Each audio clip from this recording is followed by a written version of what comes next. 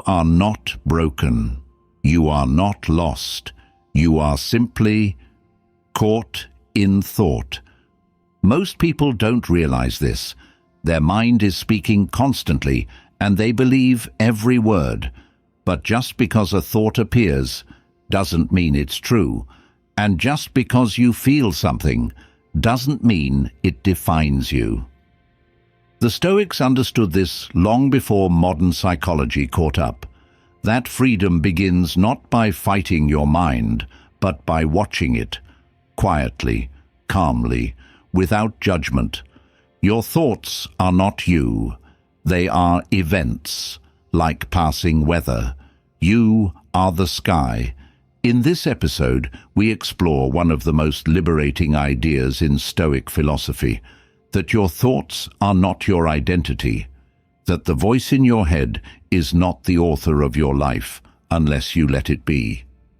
Through awareness, detachment, and deliberate observation, you'll learn how to reclaim the power you've unknowingly given to your thoughts. This is where inner peace begins. Let's begin this journey, not to silence the mind, but to step beyond it. 1. Observe, don't absorb. Most people wake up and are instantly consumed, not by the world outside, but by the world inside their own heads. The moment their eyes open, thoughts flood in. Some are small: what to eat, where to go, what to do. But others pierce deeper. I'm behind. I should be further by now. Why does this always happen to me? And before they've even had time to stretch, they're already drowning in thought. This is the trap. Not thinking itself, but identification with thought. We don't just have thoughts. We become them. And in doing so, we absorb everything. The fear, the self-doubt, the imaginary scenarios that never actually happen. It's like standing in the rain and believing the storm is who you are, not what's passing over you. But the Stoics saw the mind differently. They never tried to stop the thoughts. They trained themselves to stand apart from them, to observe, to create distance between stimulus and self. Epictetus reminded us, it's not what happens to you, but how you react to it that matters. And that principle applies just as much to your inner world as it does to the outer one. To observe rather than absorb means to stay conscious. It means you don't get swept away by every narrative your mind offers. You treat thoughts like clouds drifting across the sky. You can notice them, describe them, even learn from them. But you don't have to hold on to them. You don't have to let them define you. This subtle shift in awareness is everything, because once you start observing, you begin to realize something profound. Most of your thoughts aren't true. They're habits, echoes, automatic scripts written by past experiences, fears, traumas, and beliefs you never chose. And yet, without awareness, you absorb them as if they are gospel, as if they are you. But they're not.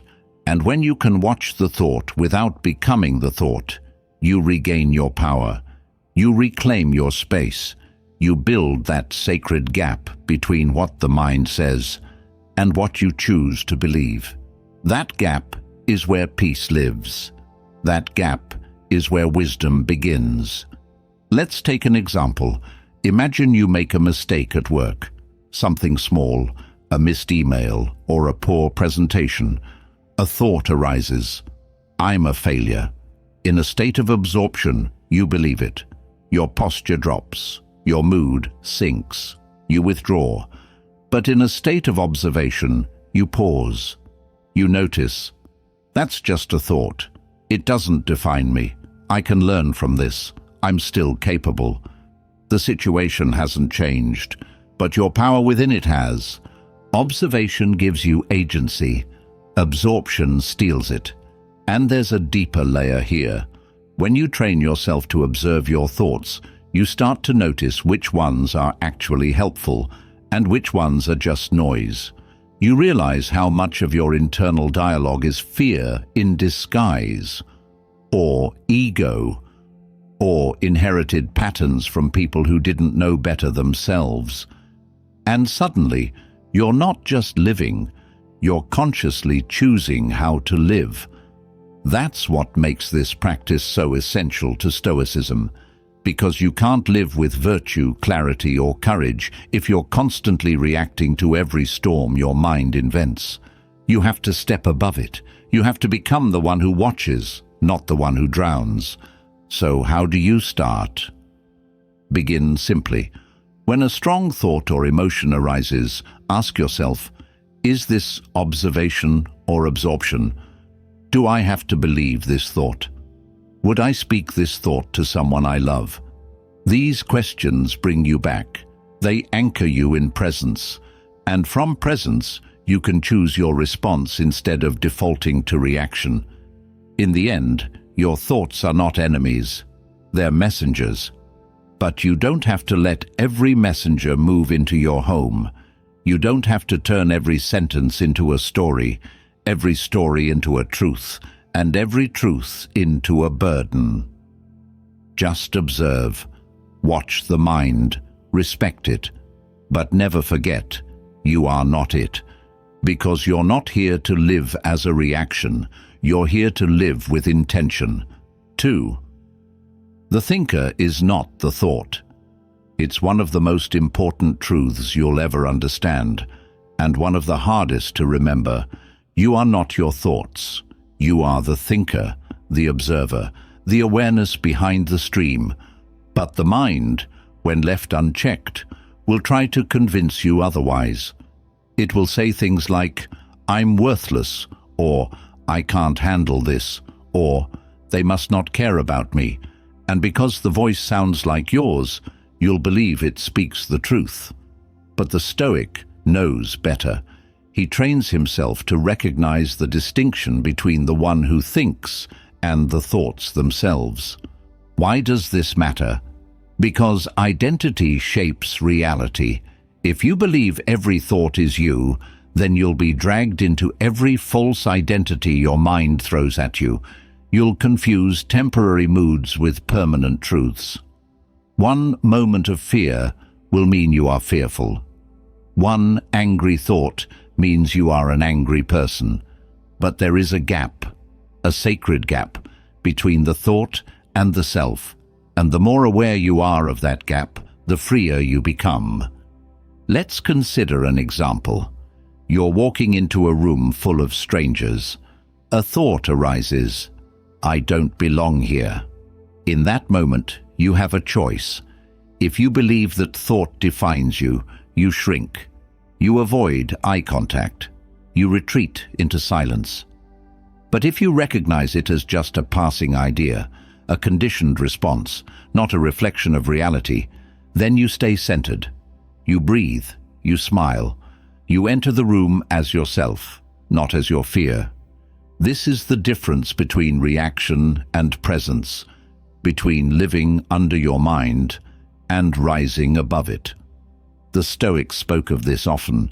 Marcus Aurelius wrote, "You have power over your mind, not outside events. Realize this, and you will find strength."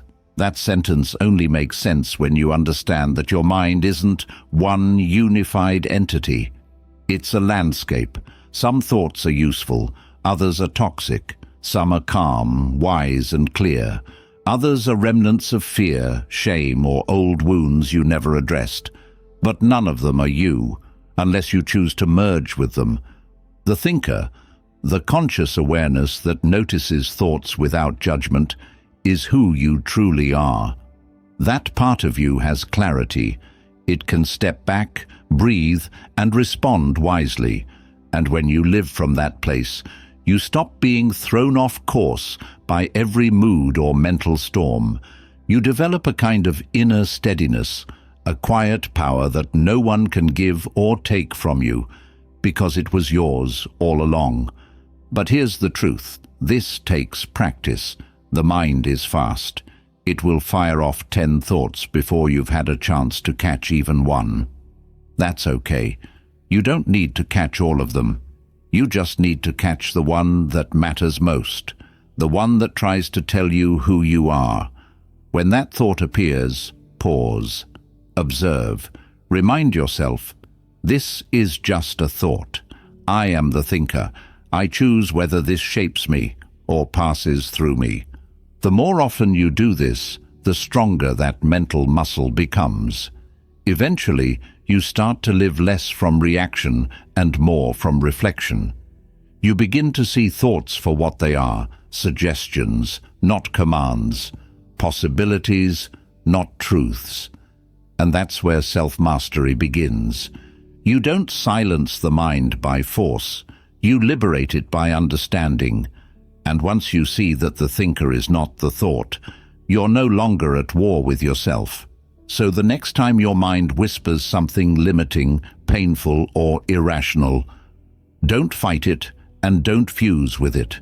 Just step back and remember, that's not me. That's just a cloud. I am the sky. You are not here to believe every thought. You are here to lead your mind, not follow it. 3. Let thoughts pass like clouds. Imagine lying on your back in a quiet field, looking up at the sky. The clouds move slowly overhead, some small and wispy, others dark and heavy. You don't chase them, you don't fight them, you simply watch. This is how the Stoic mind treats thoughts, not as enemies to battle, not as truths to worship, but as clouds, temporary, shifting, and harmless when left alone. But that's not how most people live. They see a thought and immediately follow it, obsess over it, attach to it as if it contains their identity. If the thought is joyful, they cling. If it's dark, they panic. Either way, they forget the most important truth: the thought will pass, if you let it. Stoicism teaches us to sit with awareness, not to rush to reaction. The moment you become reactive to every thought, positive or negative, you lose clarity. But when you adopt the posture of an observer, something profound happens. You realize that your thoughts aren't permanent, and if they aren't permanent, then neither are your fears, your cravings, your anxieties, or your shame. You don't need to fix every thought. You don't need to argue with it or suppress it or prove it wrong. You just need to let it float by like a cloud in the sky. Let it drift. Let it fade. And in doing so, you reclaim the calm beneath the storm. Let's say a thought arises: I'm falling behind in life. That thought can trigger a spiral: anxiety, comparison, self-doubt. But what if, instead of engaging with it, you watched it gently, noticed it, named it, then let it pass? You'd find it has no power. You didn't deny it. You didn't obey it. You simply allowed it to move through your awareness without controlling you. This is where Stoic wisdom meets mindfulness, not in resisting thought, but in recontextualizing it. Thoughts come, thoughts go. The mind generates them constantly. It's what it's designed to do. But you are the sky. You remain. Seneca wrote, "We suffer more in imagination than in reality." What he meant was this: most of our pain comes from thoughts we hold on to too tightly, from storms we refuse to let pass. But you can live differently. You can learn to let go without running. You can be still without being passive. And you don't need to be perfect. You just need to practice. Practice catching the moment when a thought arises. Practice labeling it. That's fear. That's judgment. That's doubt. And then gently watching it leave. Over time, this practice becomes your shield, your peace, your quiet confidence in a noisy world. You'll begin to understand something powerful. Peace doesn't come from having no thoughts. It comes from having the space between them.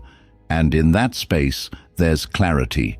In that space, you choose your direction rather than being pulled by the current of every passing mood. So the next time your mind offers something unkind, overwhelming, or tempting, pause. breathe. Look up, let it pass. You are not your thoughts. You are the sky they pass through, because clouds don't stay, but the sky always remains. 4. Choose awareness over attachment. Attachment is subtle. It doesn't always come with a label. Sometimes it hides inside what feels like care, ambition, or self-protection. But the Stoics knew that attachment to thoughts, outcomes, identities is a hidden chain. It binds us to what we cannot truly hold. And nowhere is this more dangerous than in the realm of thought. When you attach to a thought, you no longer see it clearly. It becomes part of your identity. If it says, "I must succeed," or "I'm a failure," you grip it. If it says, "They must like me," or "I'm unworthy," you obey it. Attachment creates emotional dependency, and when that thought is threatened, when things don't go as planned, when someone disapproves, your peace collapses with it. But awareness is different. Awareness doesn't resist the thought. It sees it, studies it, but it never fuses with it. Awareness says, "This thought is present right now. I don't have to run from it, but I also don't have to believe it." And that space between thought and belief is where your power lives. This is what Epictetus meant when he taught that we are disturbed not by events, but by the views we take of them. The views, the thoughts, aren't the enemy. It's our clinging to them that causes pain. The Stoic doesn't aim to silence his thoughts. He aims to be free from the need to be ruled by them, and freedom begins with awareness. The ability to step back and say, "That's an interesting thought. But is it helping me? Is it leading me where I want to go?" When you live in attachment, every thought becomes urgent. It must be answered, resolved, satisfied. But when you live in awareness, you let thoughts rise and fall like waves. You stop chasing clarity in the mind and begin finding it in your posture, your stillness, your presence. Let's ground this in a real moment. Imagine someone you care about suddenly pulls away. Your mind begins to spin. What did I do wrong? Are they upset? Did I ruin something? Attachment pulls you into anxiety. You begin to live inside the story your mind is writing, but awareness allows for a pause, a breath. It says, "Here is a thought, a fear of loss, a need for reassurance. I acknowledge it. I don't have to push it away, but I also don't have to live from it." That's the pivot, from unconscious reaction to conscious response. Detaching from thought doesn't mean becoming numb. It means becoming discerning, aware of which thoughts serve your character and which erode it. You can still think deeply, still care deeply, but you do so without letting every idea, fear, or story take the wheel. And over time, this practice of awareness over attachment becomes your compass. You begin to navigate life with steadiness. Thoughts come and go, but you remain rooted, grounded, capable of clarity in the middle of mental noise. Marcus Aurelius once wrote, "Be like the rocky promontory against which the waves continually crash. It stands firm and tames the fury of the sea around it." That's awareness, not passive, not fragile, but deeply anchored. So when your next thought arises, especially the difficult one, meet it not with attachment, but with awareness. Let it speak. Let it pass. You don't need to hold it to understand it, and you don't need to absorb it to respect it. You're not here to be controlled by thought. You're here to be guided by clarity. 5. You are the space beneath your mind. Most people think they are their minds, that their identity begins and ends with the constant stream of thoughts, worries, and judgments flowing through their heads. But what if the truth is deeper? What if your essence is not found in the words of the mind, but in the silent space beneath it? The Stoics often wrote about this inner depth, a place not touched by chaos, not stirred by every passing mood, not dependent on what others say or do. It's the part of you that simply is, constant, aware, and calm. Like the ocean floor beneath the crashing waves, you are not the surface-level noise of the mind. You are the space it moves through. In modern life, this is easy to forget. We're taught to react instantly, to texts, to social media, to criticism, to praise, and each reaction reinforces the illusion. I am my anger. I am my stress. I am my ambition.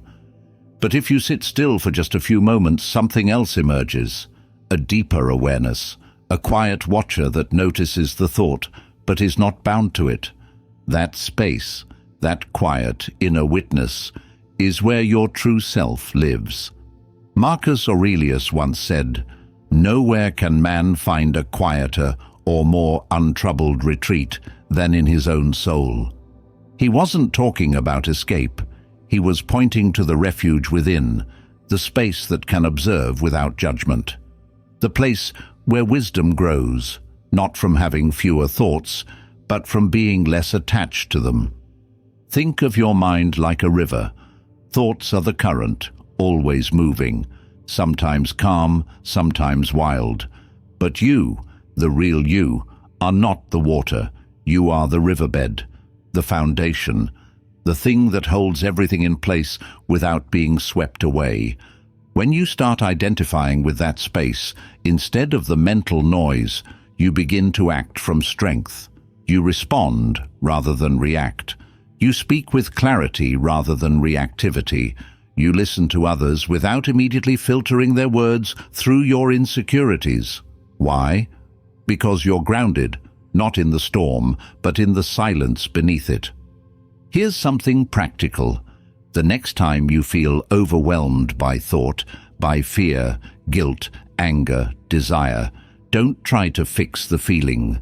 Don't try to win the mental battle. Instead, go inward. Focus on the space that's aware of what you're feeling. That still part of you that says, I see what's happening here. That shift alone is powerful. The Stoics didn't seek emotional numbness. They sought clarity. They didn't run from thought. They stepped back far enough to see it in perspective. They knew that without inner space, there's no freedom. You become a prisoner of every inner narrative. But with space, with grounded awareness, you become free. Free to choose your response. Free to let go. Free to stand firm when others collapse. Because you're not building your life on passing thoughts. You're building it on something far more stable, presence. So remember this, when your mind feels like too much, don't fight it. Go deeper, sink beneath it. Find the ground under the noise. Because that space inside you, quiet, aware, unshaken, is not just peace. It's who you've been all along. 6. Train your inner witness. Every day your mind is full of voices. Some come from your upbringing, others from your fears. Some whisper insecurity, others shout ambition. But behind them all, there's another presence, one that doesn't speak, but simply observes. The Stoics called this the rational soul. Today, we might call it the inner witness. And training this witness, sharpening your ability to observe yourself without judgment, is one of the most important disciplines of the Stoic path. Why is it so powerful? Because without an inner witness, you're just living on autopilot. Thoughts come and you follow. Emotions rise and you react. The day controls you instead of you controlling how you show up in it. But the moment you awaken the observer within, the part of you that can notice what you're feeling, notice what you're thinking, without becoming consumed by it, you gain leverage over your life. Training this witness isn't about meditation alone, though that helps. It's about developing the habit of stepping back mentally, even in the middle of a conversation, even while stuck in traffic, even during conflict. The practice begins with a simple question. What am I feeling right now, and why? That question interrupts the automatic flow of reaction and invites you back into conscious presence. The Stoics didn't deny emotion, they refined it. Seneca wrote, "We are more often frightened than hurt, and we suffer more from imagination than from reality."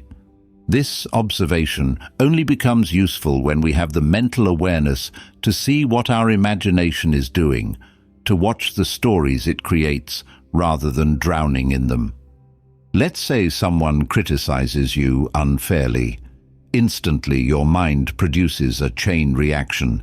They don't respect me. I need to defend myself. I have to say something back. But if your inner witness is awake, it steps in with stillness.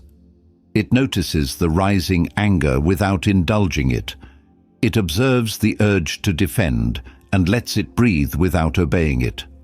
Suddenly, you're not the insulted self. You're the conscious presence behind the scene, choosing your next move instead of reacting blindly. Training the witness takes time. You'll forget. You'll fall into old patterns. But every time you remember to pause, observe, and reflect instead of reacting, that's a repetition. That's mental strength. And over time, those repetitions compound into a state of being, less reactive, more centered, less chaotic, more clear. Modern neuroscience supports this too. The more we practice mindfulness and self-observation, the more our brain rewires itself toward emotional regulation and calm. But the Stoics knew this long before the science. They lived it. They trained their inner witness the way an athlete trains their body, daily, deliberately, and with purpose. So don't just try to feel better. Don't chase motivation. Don't beg for silence from your mind. Instead, begin cultivating the part of you that can watch all of it with calm. That inner space is not passive. It's the seat of your deepest power, because the world can provoke you, but only you can choose how long you stay provoked. The mind can race, but only you can decide if you'll follow it. And emotion can rise, but only your witness decides whether it becomes your identity. You don't need to silence the noise. You just need to remember, you are the one who hears it. 7. Label, don't live your thoughts. When a thought appears, the average mind either resists it or obeys it. I'm not good enough.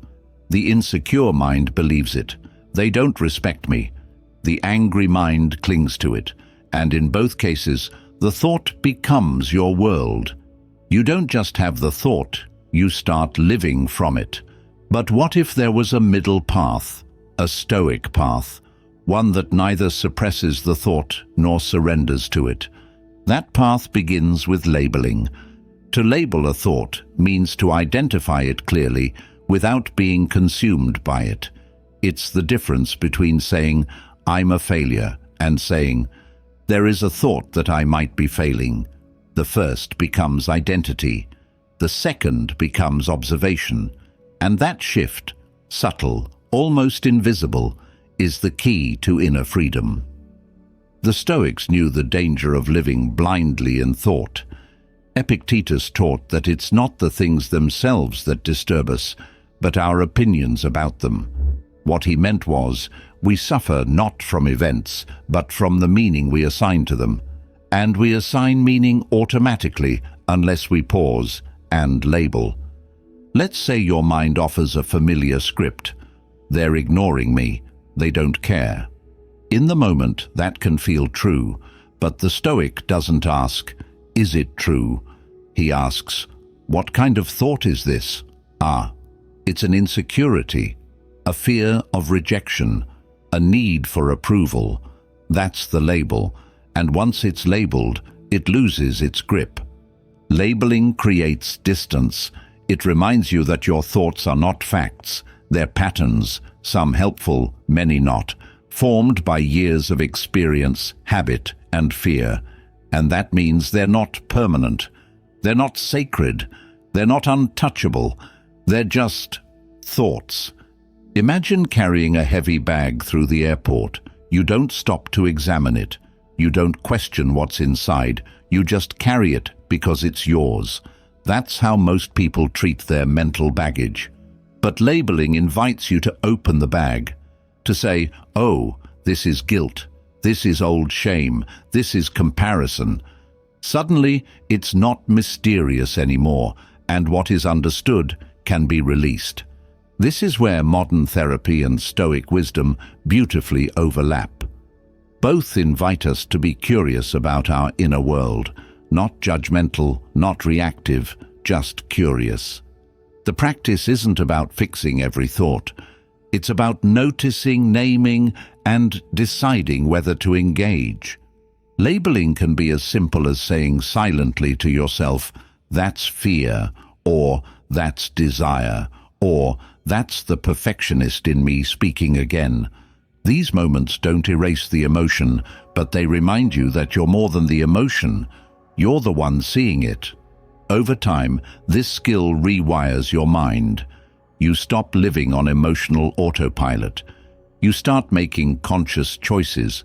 You start showing up not as a reaction to thought, but as a response grounded in clarity. So when the next wave of thoughts arrives, and it will, don't just believe them. Don't fight them. Name them. Watch how that one act brings space, light, and power into your experience. And in that space, you remember the truth. You're not your doubt. You're not your anger. You're not your past. You are the one who sees clearly and chooses wisely. 8. Shift identity from thinker to observer. Most people walk through life believing they are the voice in their head, the overanalyzer, the worrier, the planner, the critic. They identify so closely with that inner dialogue that they never question where it ends and where they begin. But the Stoics invite us to take a radical step back, to shift from being the thinker to being the observer of thought. This is not detachment out of avoidance. It's clarity through awareness. Why does this shift matter? Because if you're the thinker, you're constantly caught in the storm, solving, proving, defending. But if you become the observer, you're standing above the storm, not removed from life, but steady within it. Let's explore this with a simple moment. Imagine you're preparing for a difficult conversation. The thinker in you starts spinning. What if I say the wrong thing? What if they get angry? What if I look weak? In that moment, your entire sense of self collapses into the thought. You are the anxiety. You are the insecurity. But if you shift into the observer, everything changes. Now, you say, there's anxiety here. There's fear present. But I see it. I'm not inside it. I'm watching it. That shift is the foundation of Stoic discipline. It allows you to stay calm, focused, and honest, even when your emotions would rather you run or hide.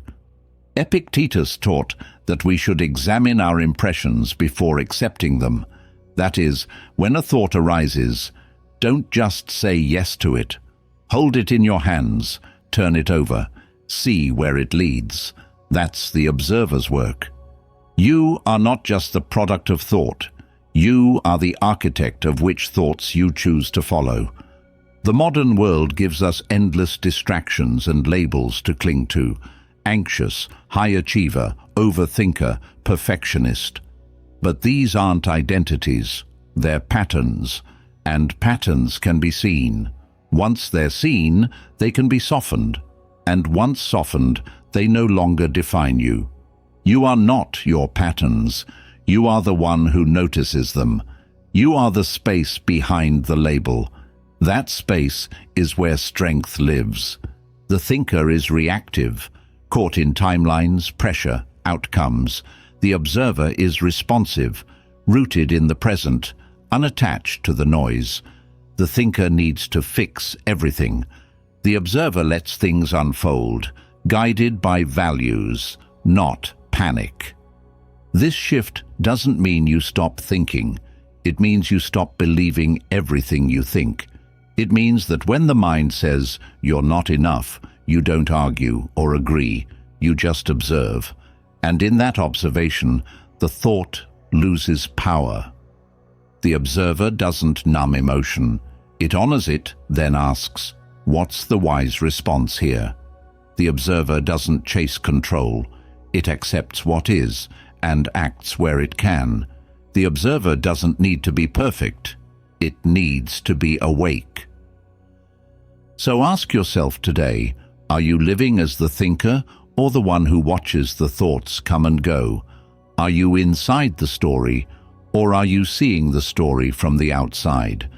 Every time you choose observation over identification, you create space, and in that space lives freedom, clarity, and peace, the very essence of Stoic strength. 9. Awareness dissolves distortion. Every thought that passes through your mind comes with a lens, a frame. That lens might be fear, it might be past trauma, it might be insecurity, pride, resentment, or even hope. But whatever it is, it colors what you see. It shapes your perception. And if you don't notice the lens, you'll believe the distortion is reality. This is where awareness becomes your superpower, because when you cultivate the ability to notice, truly notice, how a thought is formed, what emotion it carries, and what story it's trying to convince you of, you begin to separate truth from interpretation. That separation is everything. That's where peace begins. Let's say someone doesn't respond to your message. Your mind might offer a story. They're ignoring me. I must have done something wrong. Without awareness, that becomes your reality. You feel rejected, anxious, maybe even angry. But if you're aware, if you're present, you catch the distortion. You see the story before it becomes your belief. And just like that, the emotion loses its grip. Awareness is like light. Distortion can only exist in darkness.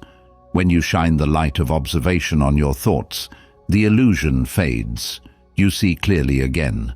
The Stoics were masters of this. They understood that most suffering is not caused by life itself, but by how the mind interprets life. Marcus Aurelius wrote, "If you are distressed by anything external, the pain is not due to the thing itself, but to your estimate of it. And this you have the power to revoke at any moment." Think about that. You have the power to revoke your own suffering, but only if you see the distortion in time. This doesn't mean you become emotionless. It means you become wise, aware, able to hold space for feelings without letting them steer the ship. The goal isn't to kill emotion. The goal is to strip away the lies that emotion sometimes hides behind. And it's not just about catching negative thoughts. Sometimes the distortion is disguised as hope or fantasy or a desire to escape. If I just get that promotion, everything will feel better. Maybe, but maybe not. The Stoic sees this too, and recognizes the difference between grounded desire and unhealthy attachment. So how do you practice this? Start by slowing down. Don't rush to believe the first thought. Question it. Trace its origin. Ask yourself, is this thought coming from clarity or from fear? The very act of asking puts you in the seat of awareness. It interrupts the chain of automatic belief. And that interruption is everything. Over time, this awareness becomes second nature. You start to feel when something is off. You recognize when a thought is dragging you down a dark spiral, and instead of following it, you pause. You breathe. You return to what is actually true, not what the distortion wants you to believe. This is the kind of discipline that changes your life. Not flashy, not loud, but powerful. Quietly, Awareness rewrites the way you see yourself, others, and the world. It doesn't promise control, it promises vision. And with vision, you make better choices. You suffer less. You live more. So the next time your mind offers a story that pulls you into anxiety or bitterness, don't fight it. See through it. Shine the light of awareness, because truth doesn't need to shout. It just needs space to be seen. And in seeing clearly, you begin to live freely. 10. Liberation starts with noticing.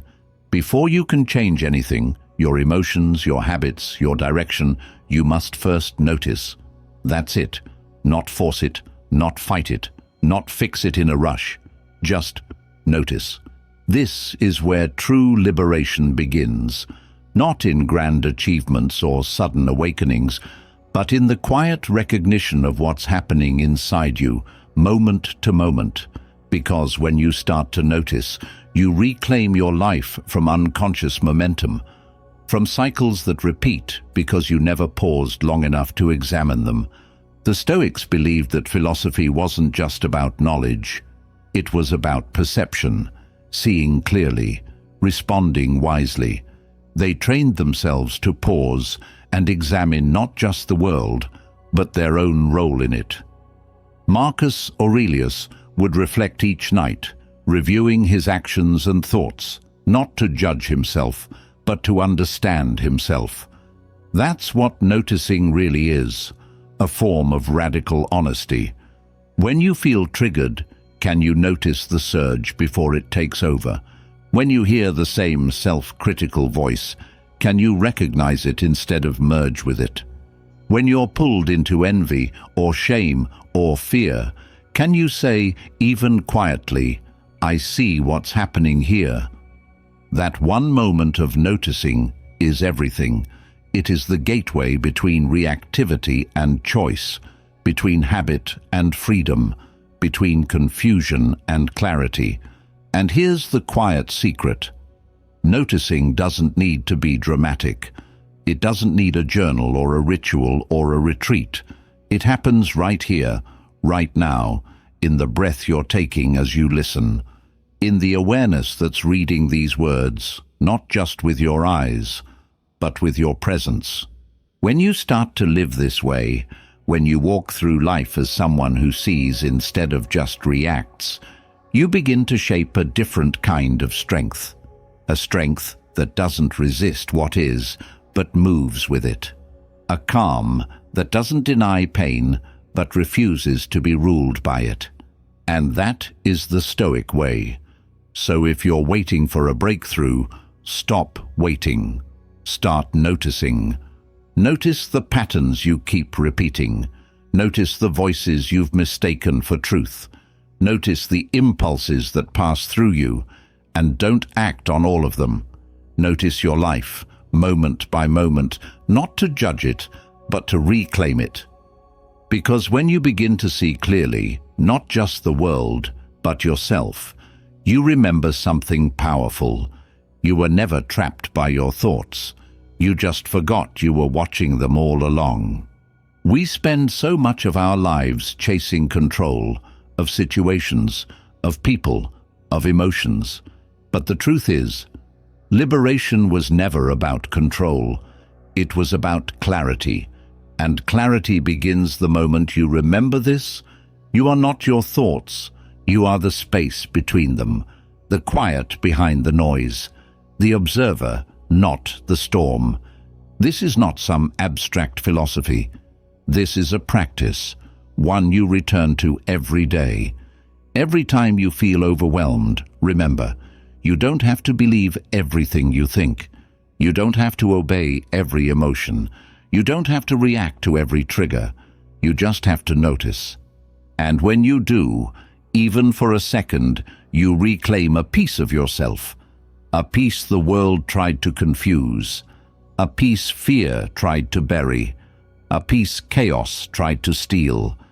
This is what the Stoics were trying to teach us all along. Not how to suppress who we are, but how to see who we are beneath the thoughts, beneath the reaction, beneath the noise. So as you go back to your life, take this with you. The next time your mind begins to spiral, the next time emotion surges or thought overwhelms, pause, breathe, and remember who you really are. Because the moment you begin to see clearly is the moment you begin to live freely.